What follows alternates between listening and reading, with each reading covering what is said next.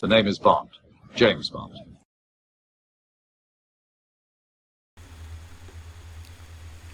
Greetings, James Bond fans and community, wherever from you're listening to me. This is Zain Ibrahim here from Zains007Fancast. Have you ever wondered what a location featured in a 007 film looks like presently?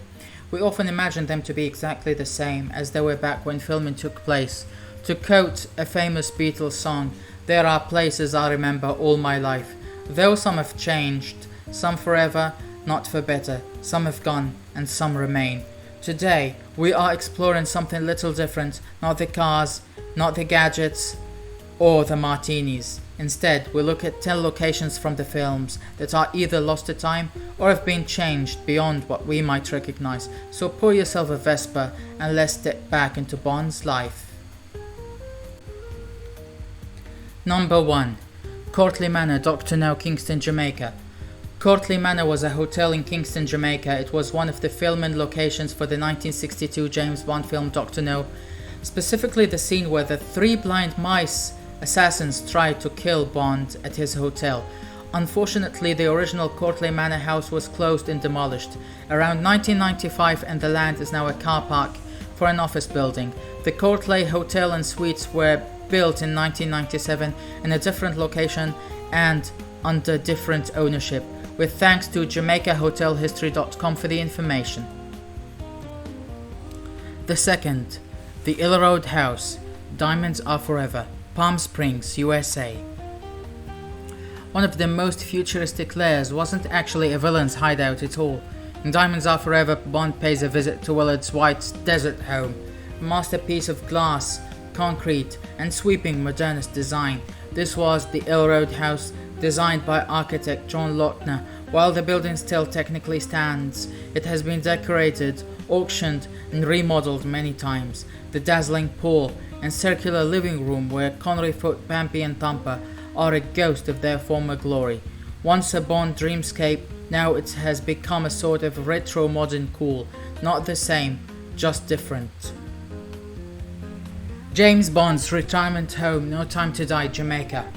Cocoa Walk, or Cocoa Walk Bay in Jamaica, was the filming location for James Bond's retirement home in the film No Time to Die, 2021. A temporary beach house was built on a private stretch of beach there for the production and was later demolished once filming was done. The bay itself remains a beautiful, exotic, secluded spot. To see the bay where Bond's cabin once stood, you must travel by boat, as it's a private area inaccessible by road. Apparently, this lack of access made it very difficult to actually construct the set. Number 4. Hotel Splendide, Casino Royale, Montenegro. Actually, Czech Republic. When Daniel Craig took over as Bond, the franchise needed to reinvent itself. Casino Royale gave us gritty realism and a glamorous casino in Montenegro, but here's the secret: it wasn't Montenegro at all. The Grand Hotel pub in Karlovy Vary, Czech Republic, doubled as the Hotel Splendide. The hotel still exists, yes, but the interiors used in the film were heavily altered, and many of the surrounding areas have since been modernized. Yes, it's still beautiful, and yet, as we know, time and tastes move on. We can't help but feel that the exact cinematic look has slipped away, leaving only echoes of Craig's high-stakes poker showdown with Lucifer.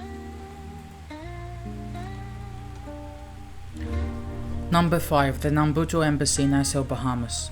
The Nambutu Embassy in Casino Royale, where the explosive opening chase was filmed, where Bond is chasing a parkour terrorist. It was filmed at the former Buena Vista Hotel and Restaurant on Delancey Street in Nassau, Bahamas, with false facades. It had been abandoned and was seen as the perfect location. It is now home to John Watling's distillery. While the fictional embassy was intended to be in Madagascar, the filmmakers used this location in the Bahamas for the scenes where 007 confronts the bomb maker Molaka. While the building is different, you will notice that the trees are the same as when Casino Royale was filmed. Silverstone Race Circuit, Thunderball. Silverstone in England. The famous Silverstone Circuit was shown briefly in the 1965 film. The start line was shifted from the Farm Straight to the straight that connected the corners of Woodcote and Copes in 1952. This configuration was used when the track was used in Thunderball and stayed mostly the same for the next 38 years, although MotoGP continued to utilize the circuit without the chicane until 1986. A chicane was built for the 1975 meeting in an attempt to control speeds through the formidable Woodcote corner. Luffield added a left-right corner in 1987 between the 1990 and 1991 races. A significant renovation of the course changed it from being ultra-fast track to a tricky track. After Pedro Lami's Lotus car got stuck in a pedestrian tunnel that went beneath the bridge that preceded the bridge corner during testing, a chicane at Abbey was built for 1994. Many corners were once more reprofiled in 1997, although this time the goal was to improve the circuit's speed and flow. In February 2009, a £5 million refurbishment plan was presented. The addition of a new arena section is the most noticeable modification to the remodeling. Racers now turned right at the old Abbey chicane and proceeded to the new arena section in what was once the infield. They then turned left onto the National Circuit straight and returned to the original Grand Prix circuit near Brooklands. Arena is made up of 3 new grandstands. Both automobiles and the track have undergone major alteration since 1965. A Silverstone, a sense of familiarity remains. Number 7. The Tropicana Diamonds Are Forever, Las Vegas, USA. The Tropicana opened its doors on April 4, 1957 during the golden age of the Strip. Nicknamed the Tiffany of the Strip for its glamorous decor, lush gardens and distinctive South Beach style architecture, it was one of the most luxurious resorts in Las Vegas at the time. The hotel quickly became famous for its lavish Foy Bergère revue, which ran for nearly 50 years, and for attracting Hollywood celebrities, entertainers and high rollers. Like many Vegas resorts of the era, it also became linked, at least in whispers, to organized crime figures who had stakes in the casino business. Over the decades, the Tropicana saw numerous expansions and renovations. Changing ownership several times, it kept its place as a Strip landmark with its palm trees, sprawling pool area, and pastel facade that evoked a tropical paradise in the desert. While no scenes were filmed inside, there's a memorable scene in Diamonds Are Forever where Bond, at his finest, quips, "I hear the Hotel Tropicana's quite comfortable," and is hinted to be staying at the hotel.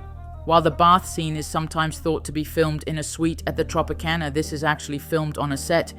I hear that the Hotel Tropicana is quite comfortable. My condolences, gentlemen. History with the 1971 film Diamonds Are Forever. In the film, Sean Connery's 007 checks into the Tropicana while investigating diamond smuggling in Las Vegas. The exterior is shown briefly, cementing the hotel status as part of Bond's cinematic world. The Tropicana stood for nearly 70 years, but after changing fortunes and declining competition against mega resorts, it was finally closed in April 2024 and demolished to make way for a new baseball stadium for the located Oakland A's, marking the end of an era on the Strip. Number 8. Hotel Riviera, Diamonds Are Forever, Las Vegas, USA. Plot twist here, there is no one building that was used as the White House. The White House you see on screen was actually a composite of several locations. Interiors such as the casino came from the Riviera and also from the International Hotel, which later became the Las Vegas Hilton, now Westgate. The upper levels of the White House were represented by the landmark hotel's exterior during stunt scenes, while an extra tower was added to the International Hotel to give it the appearance of the larger White House. However, we are going to focus on the Riviera. Here's another lost location from the Las Vegas Strip. The Riviera Hotel and Casino, often nicknamed the Riv, opened its doors on April 20, 1955. At the time, it was the first high-rise casino on the Las Vegas Strip. Instantly recognizable with its 9-story tower, a bold change from the low-rise motor inns that dominated the desert skyline. From the start, the Riviera was associated with glamour, celebrity, and a touch of mob intrigue.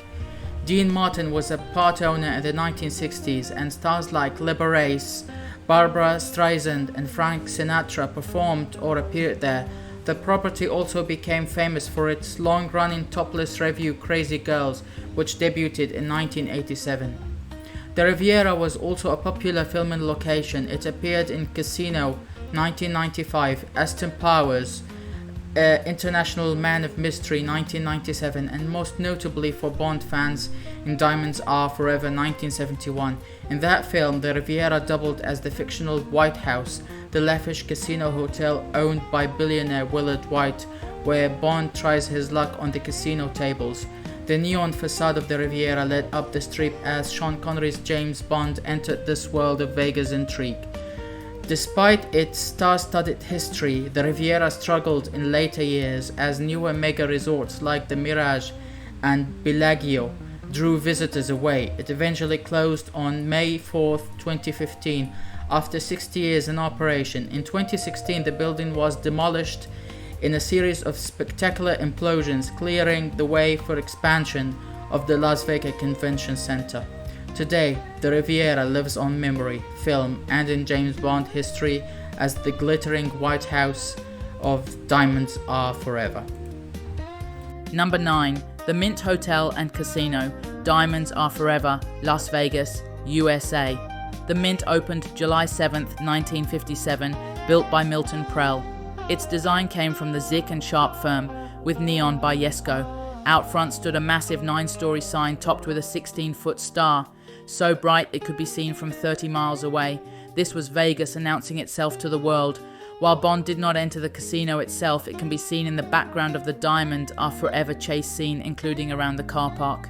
Inside, the Mint offered gambling, lounges, and stars of the strip, but what really set it apart was promotion. Like the Mint 400, an off-road race launched in 1968 that became a Vegas legend, the casino also showed up on the big screen, and Hunter S. Thompson wrote about a wild night there in Fear and Loathing in Las Vegas.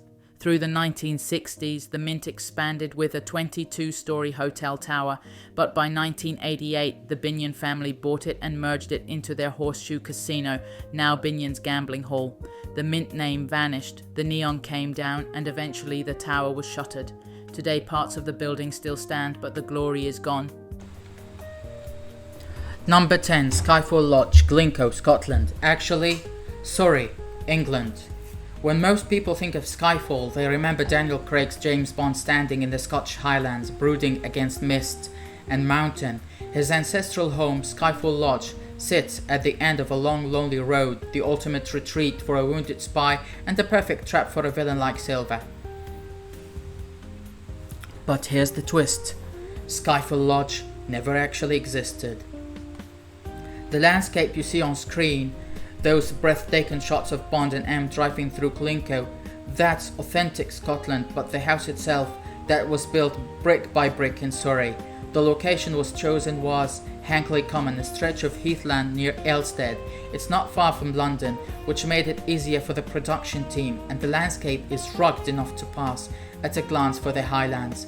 For Skyfall, the art department constructed an entire manor house there, not just a shell, but a convincing Highland lodge complete with gables, windows, and weathered stonework. Inside, they even built usable sets for the action sequence, and then they blew it up. Because that was always the plan, Skyfall Lodge wasn't built to last, it was built to burn. The climax of the film demanded destruction, a cathartic, explosive showdown between Bond and Silva, and no real Highland state could be sacrificed, so Surrey provided the perfect compromise, authentic looking scenery, but close enough to Pinewood Studios that the team could control every detail. Today, if you walk across Hankley Common, you won't find Bond's childhood home.